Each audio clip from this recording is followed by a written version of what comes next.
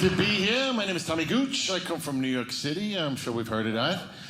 Yeah, it's a little place called Staten Island, in case you ever heard of that. Yeah, thank you for clapping it. Never heard of it, but she's clapping for it. I was born in Brooklyn, New York. You might have heard of Brooklyn. It's a lot of movies and everything. Doesn't get a good reputation. This is like witness protection for Brooklyn people here in Boredom. But, so nice to see you people. Been a great few days. That lady's fanning herself like she's on the beach. Just trying. I'm feeling it, honey. Believe me, I'm sweating like an animal. Don't worry about me. We'll do it together later. So, wish my wife could be here. I'm married 22 years recently. I'll share that with you. Well, she's not here, but thank you. Round of applause. Those are my couples in the crowd. We have some couples? Those are my couples. There's some couples? Okay. All right. We have happy couples? Any happy couples? All right, come on. Don't start lying to me right away. We just got started.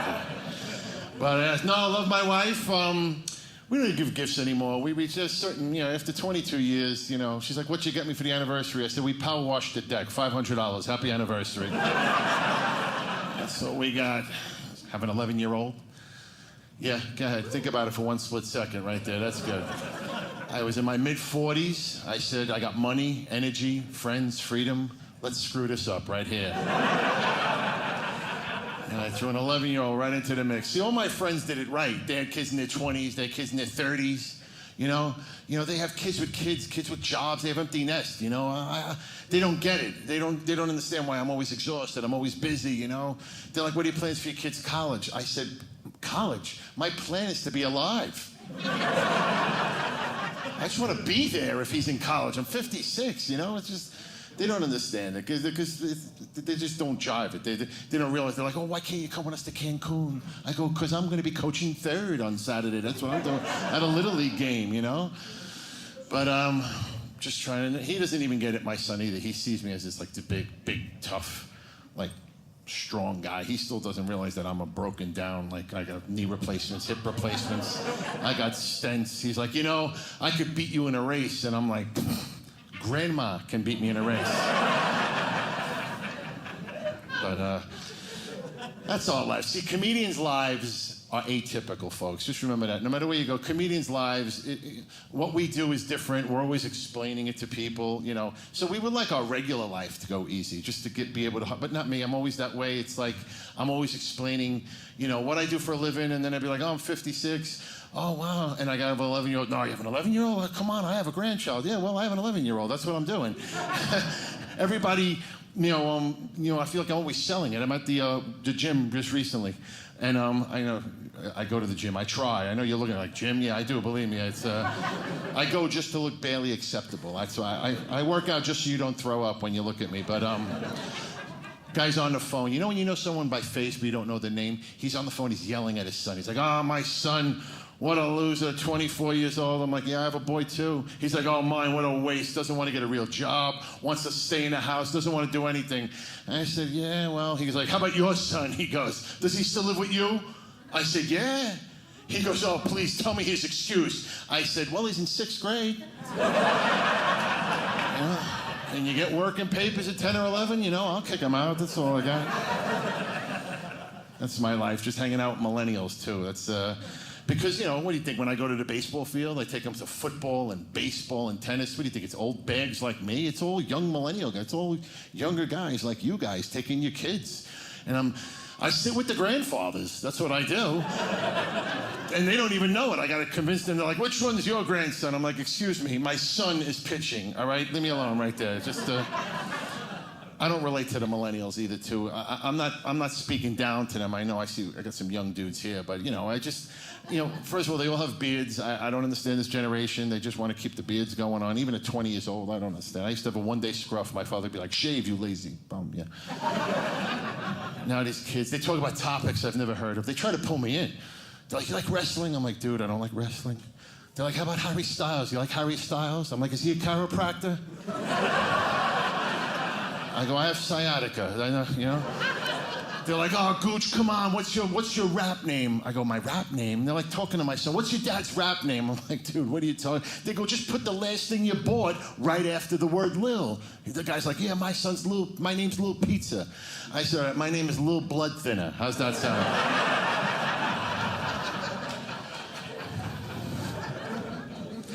Just nice to be working, folks. Just nice to be working, because my wife spends money like she's on a game show. I don't know. I think her two favorite words are confirm order. Just buy, spend. I mean, I never thought my life at my age would be sitting home watching people deliver packages to my house every single day of my life. I see some men nodding their heads. I mean, every day, Amazon Prime, DHL, look at this guy, yeah, FedEx, feel my pain, come on. And in Staten Island, New York, where I live, we have people that drive up in regular cars. You ever see those freelancing couriers? I'll be sitting in my kitchen, all of a sudden I see the Ring app go off, and some old lady in a Datsun just pulls up right in front of my house. I'm like, who the hell is this chick walking up my driveway, right? And my wife's like, oh, that's Sylvia. She's got 3 packages for me. I'm like, look at this.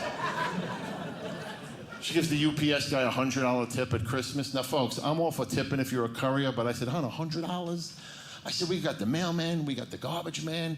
I want to give the landscaper. You know, it's just too much money. He gives us a thank you card. He goes, a little something from me. Picture of his kids. My wife's like, oh, I'm like, who cares? $100. Give me a picture of your wife for $100. I mean, come on.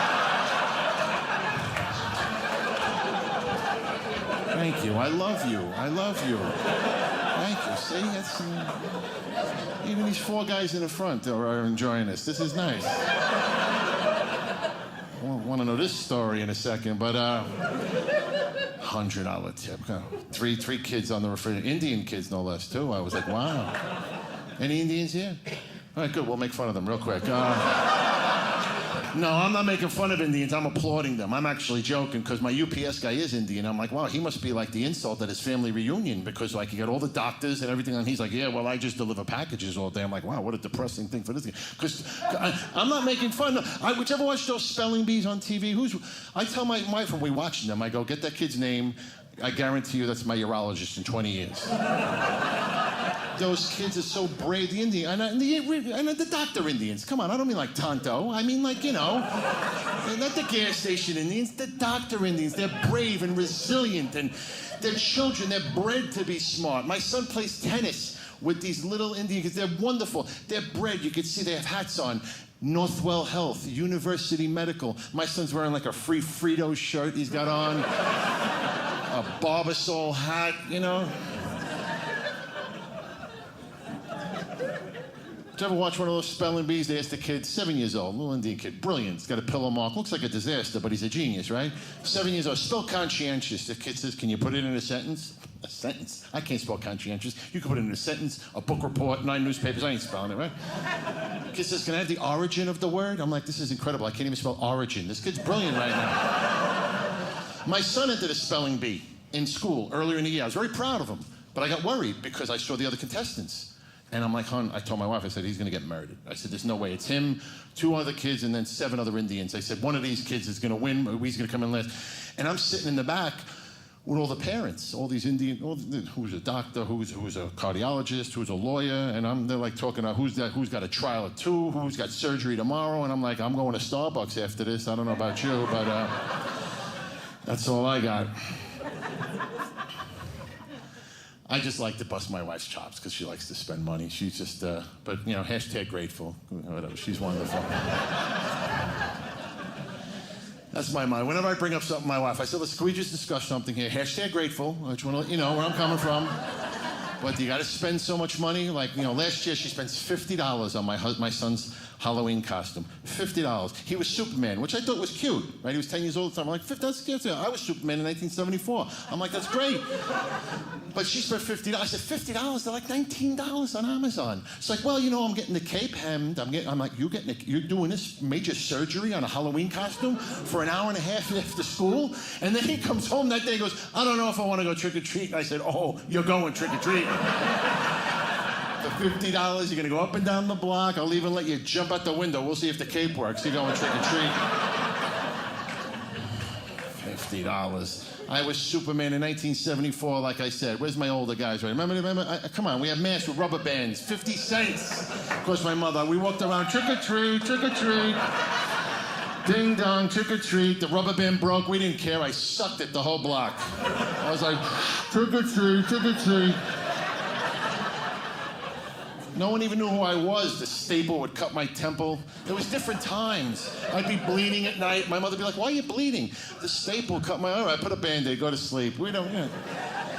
They came with costumes. Remember, when you go home, Google Halloween costumes when you get home. They're looking at me like, I never heard of that. They came with costumes. Remember the costumes? They were like hospital gowns. You were tired. I was too fat. Everything on top of me was too heavy. My mother would be trying to top it. She'd be like, you're just going to have to wear the mask. I'm walking up and down the streets of Staten Island, New York. I got my school uniform on and my mask. I look like I got black hair. I look like Donny Osmond because it's just the mask. No one even knew who I was. I would ring the bell, trick or treat. The lady would be like, well, who are you supposed to be? You'd hit a father in the background, go, it's the fat kid 3 houses down.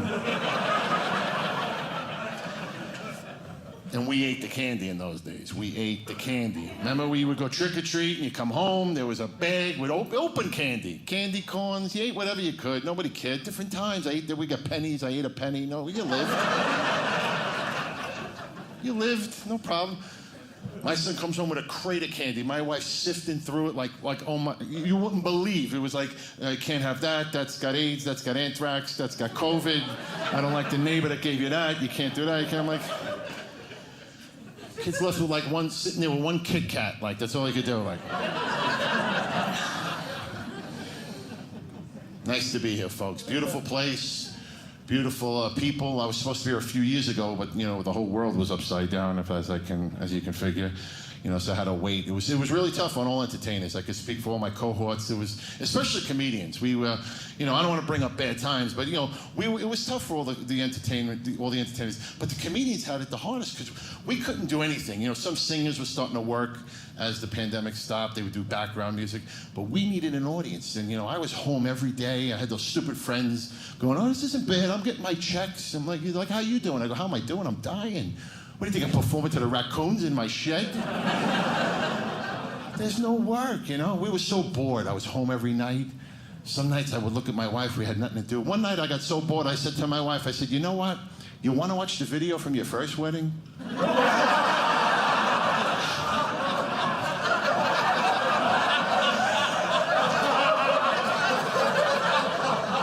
She's like, that'll be awkward. I'm like, come on, it's 80s music, put it on, let's go.